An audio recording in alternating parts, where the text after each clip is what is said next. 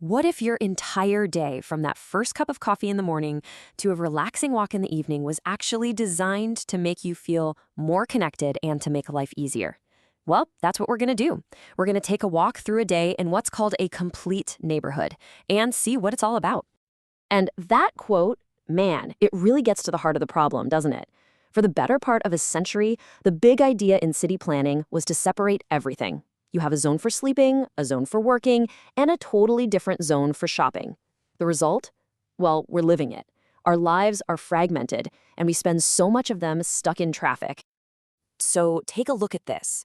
This image is a perfect visual for what planners call gray inertia. That tangled mess you see, it represents thousands of different conflicting rules. It's created this regulatory debt, a crazy patchwork that makes building anything smart or human-focused incredibly difficult and expensive. So I want you to think about your own day for a second. I mean, if you have to get into a 2-ton metal box just to grab a carton of milk or coffee, who is your neighborhood really designed for? You or your car? We've ended up with these vast dormitory suburbs, places that are basically just designed for sleeping, not for actually living. But, okay, there's another way.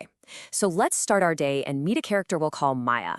Her morning doesn't begin in some isolated box. No, it starts in a place that's designed from the ground up to be the social heart of her community. This is where Maia lives. And you can see it's not your typical row of houses with big fences and private backyards. This is a cottage court. See how all the small homes are arranged around that shared green space? The whole design is flipped inward, putting the focus squarely on community. And get this, that's the whole point. A cottage court is literally engineered to be an antidote to loneliness. Because everyone has to cross that shared space to get to their front door, it creates what designers call positive social friction. It's just as natural, daily, simple interactions with neighbors that, it turns out, are the bedrock of a real community. And this design isn't just about being social, it's also about health. It's built around something called the 330-300 rule. It means Maia can see at least 3 trees from her window, her neighborhood has a 30% tree cover, and she's never more than a short walk from a park. Here, nature isn't some luxury add-on. It's treated like an essential public utility, just like water or electricity. All right, so Maia's had her coffee. Time for work. But her commute? It's not what you think. It doesn't involve a highway. In fact, she doesn't even have to leave her block. And this is where we get to see how a complete neighborhood really acts as an economic engine. See, Maia works in a live/work unit, and it's a beautifully simple but really powerful idea. A home literally stacked on top of a small shop or office. This creates a 0-minute commute, it brings life and activity to the street, and maybe most importantly, it dramatically lowers the barrier for someone who wants to start their own business. And the financial difference here is just huge. Think about it. In the old model, if you wanted to start a business, you had 2 giant separate bills, a commercial lease and your rent or mortgage. The risk was just enormous. But the live/work model, it rolls all of that into a single cost, turning your home into an asset that can actually help you incubate a new business with way less risk. So, what's the magic trick that makes this all possible? Well, it's a policy called as-of-right zoning. Instead of going through this crazy expensive, time-consuming process where you have to basically beg for permission to open a small cafe or a salon, low-impact businesses are just allowed by default. The whole system shifts from permission denied to inclusive by default. So you can really start to see how all these pieces fit together. During the day, you've got these designs that are good for your health and great for the local economy. But then, at night, they completely transform. The cottage court helps fight loneliness with neighbors just hanging out on their porches. And those active storefronts from the live-work units create a sense of safety and life on the street. Which brings us to the evening. Okay, work's done. Now what? Well, Maia is meeting up with some friends.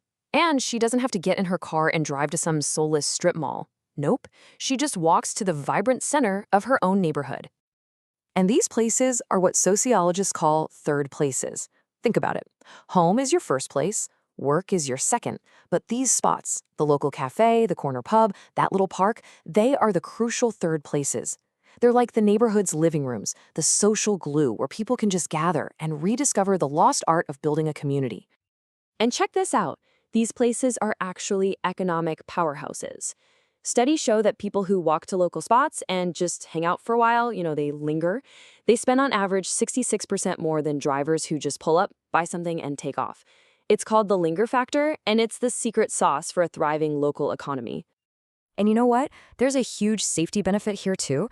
When you have cafes and shops and homes with windows all facing the street, you get what the brilliant urbanist Jane Jacobs famously called eyes on the street. It's this natural, passive surveillance that makes public spaces feel safe and welcoming. Not because of more policing, but just because people are there. So let's just zoom out for a second. Maya's day, that wasn't just some happy accident. It was the result of a very deliberate, systematic design. It's what happens when you decide to build a 24-hour neighborhood, not just another 9-to-5 suburb. And this whole model is powered by what you could think of as a new operating system for city planning. The big move is to replace thousands of complicated, contradictory local plans with a single, unified set of rules for the whole country. It's like a complete system upgrade that values simplicity and consistency. And that new system is built on 3 really simple core ideas. First, public health. That's where the 330-300 rule comes in. Second, economic fairness. This basically means whoever introduces a change is responsible for dealing with its impact.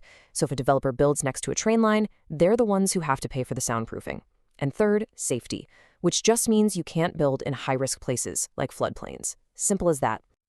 So, what's the bottom line? It's all about making a fundamental shift away from the dormitory suburb, a place that's really just for sleeping and parking cars, and towards the complete neighborhood, a resilient 24/7 ecosystem where a rich, convenient, and connected life can happen right outside your front door. Which kind of leaves us with one big question, right? We've just walked through a single day for one person, a day designed from the ground up for well-being and opportunity. So if we have the power to so completely redesign a day, what does that say about our ability to redesign our entire future?